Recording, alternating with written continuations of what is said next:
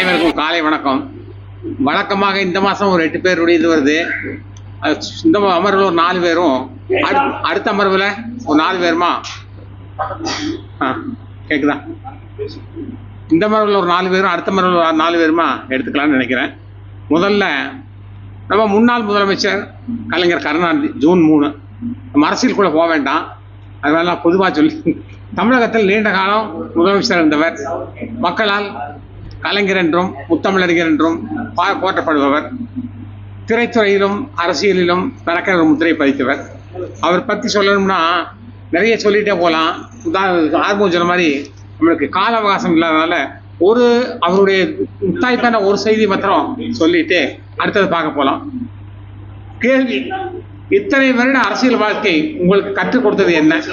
கலைஞர் அவருக்கு பதில் சொல்றார்: என்னால் பயன்பட்டவர்கள், கைதூக்கி விடப்பட்டவர்கள் எப்போதும் என்னிடம் நன்றி உணர்வோடு நடந்து கொள்வார்கள் என எதிர்பார்த்தது தவறு என்பதையும், ஒருவருக்கு நாம் செய்த உதவியை நமக்கு கிட்டிய நல்ல வாய்ப்பாக கருதி செய்து முடித்ததும் அதை மறந்துவிட வேண்டும் என்பதைத்தான் கற்றுக் கொடுத்திருக்கிறது. இப்படி அவருடைய எதிர்கால முறை நிறைய இருக்கு. அதை பற்றி நிறைய ஒரு அமர்வு வேணும்.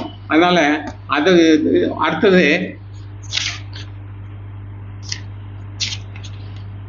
காகித மில்லத்.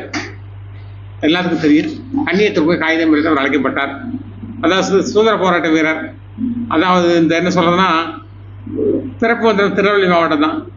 அவர் பாகிஸ்தான் தனி நாடாக மாறின போது இந்திய யூனியன் முஸ்லீம் கட்சியை நிறுவுவதில் பங்கேற்றார். இந்திய விடுதலை போராட்டத்தில் மகாத்மா காந்தியோட ஒத்துழைப்பு இயக்கத்தில் பங்கேற்றார். 1946 சென்னை சட்டமன்ற எதிர்க்கட்சி தலைவராக இருந்தார். இந்திய அரசியல் நிறைய சபையில் உறுப்பினராக பணியாற்றினார். நாடாளுமன்ற மாநிலங்களை இருமுறை உறுப்பினராக பணியாற்றினார். தமிழ்தான் இந்தியாவின் ஆட்சி மொழியாக வேண்டும் என்று கூறினவர். இந்தியாவின் முக்கிய நிறுவனங்களும், அதாவது கல்வியினுடைய இதுக்கு முக்கியத்துவம் கொடுத்தார். நிறைய கல்வி நிலையம் உருவாக்க வழிவகுத்தார். அப்புறம் இந்த இது என்ன சொல்றது, அனைத்து கட்சி தலைவர்களையும் அன்பு பாராட்டினார். எளிமை, நேர்மை, உழைப்பு, பொறுமை, நாட்டுப்பற்று போன்ற பண்புகளுடன் இவர் கண்ணியத்திற்கு காகித மில்லத் என்று போற்றப்படுகிறார். இவர் நினைவாக தமிழகத்தில் பல கல்வி நிறுவனங்களுக்கும் பாலங்களுக்கும் இவர் பெயர் சூட்டப்படுகிறது. இவரது புகழ் என்றும் நிலைத்து நிற்கும்.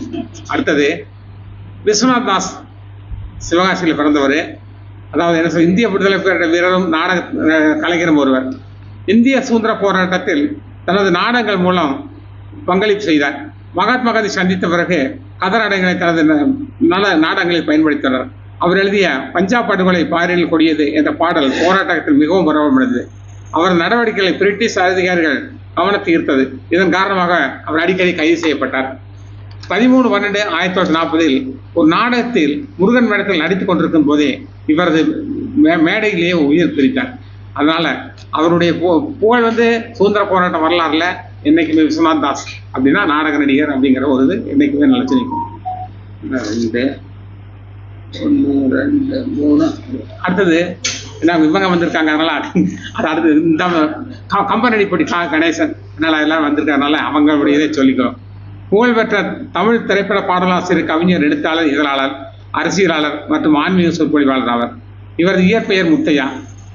5000க்கும் மேற்பட்ட திரைப்பட பாடல்கள், நான் தவறாக சொல்லிவிட்டேன், மன்னிக்கவும், நான் கண்ணதாசன் பற்றி சொல்லிட்டேன். கம்பன் அடிப்படை கணேசன் தேசத்திற்காகவும் தமிழுக்காகவும் தன் நாளெல்லாம் தொண்டு செய்தவர்.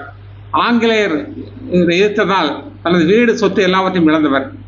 காரைக்குடியில் கம்பர் கலைஞரை தோற்றுவித்து தமிழுக்கும் ராமபுரானுக்கும் சேவை புரிந்தவர். காரைக்குடியில் தமிழ்த்தாயின் திருக்கோயில் அமைய செய்தவர். அப்பழுக்கற்ற தேசபக்தர், தமிழறிஞர். அவர் புகழ் என்றும் வாழ்க, நிலைத்து நிற்கும். வாய்ப்புக்கு நன்றி கூறி விடைபெறுகிறேன். நன்றி, வணக்கம்.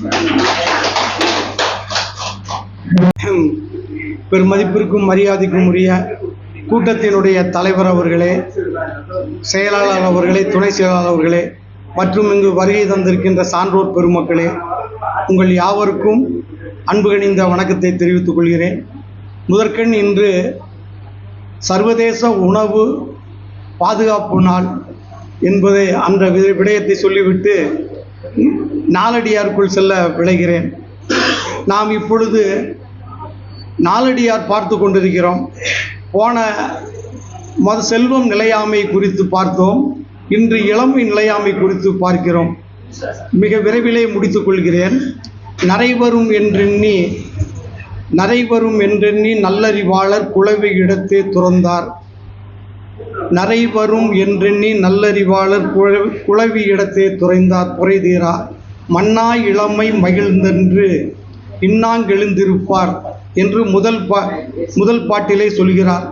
இளமை நிலையாமையில் ஒரு மனிதனுக்கு முதுமை வருகிறது. அந்த முதுமை வருகின்ற பொழுது நல்ல அறிவு உடையவர்கள் இளமையிலேயே நாம் துறவு மேற்கொள்ள வேண்டும் அல்லது நல்ல பழக்கத்திற்கு செல்ல வேண்டும் என்கின்ற அந்த நிலைக்கு சென்று விடுகிறார்கள்.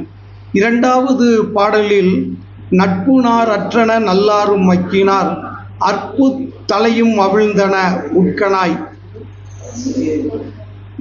வாழ்தலின் என்னுண்டாம் ஊதியம் என்னுண்டாம் ஆள்கள தன்னகளி என்று அடுத்து நாலடியாரில் நிலையாமையில் 2வது பாடலில் குறிப்பிடுகிறார். இந்த பாடலிலே ஒரு அழகான உவமையை சொல்லியிருக்கிறார். அதாவது நண்பர்களுக்கிடையே இருக்கின்ற உறவுகள் குறைந்து விட்டது, பெண்களிடத்திலே இருக்கின்ற அன்பும் குறைகிறது, சுற்றத்தாரினுடைய அந்த அன்பும் குறைகிறது. அப்படி இருக்கின்ற பொழுது இந்த உலக வாழ்க்கையில் நாம் வாழுகின்ற பொழுது முதுமை எவ்வாறு வருகிறது என்று சொன்னால், கப்பலிலே நாம் பயணம் செய்து கொண்டிருக்கிறோம். அப்படி செல்கின்ற பொழுது அந்த கப்பல் எப்படி மூழ்கின்றதோ அப்பொழுது அவர்களுக்கு என்ன துன்பம் ஏற்படுகிறதோ அது மாதிரி அந்த முதுமை காலத்தில் துன்பம் ஏற்பட்டு விடும் என்று 2வது பாடலில் சொல்கிறார்.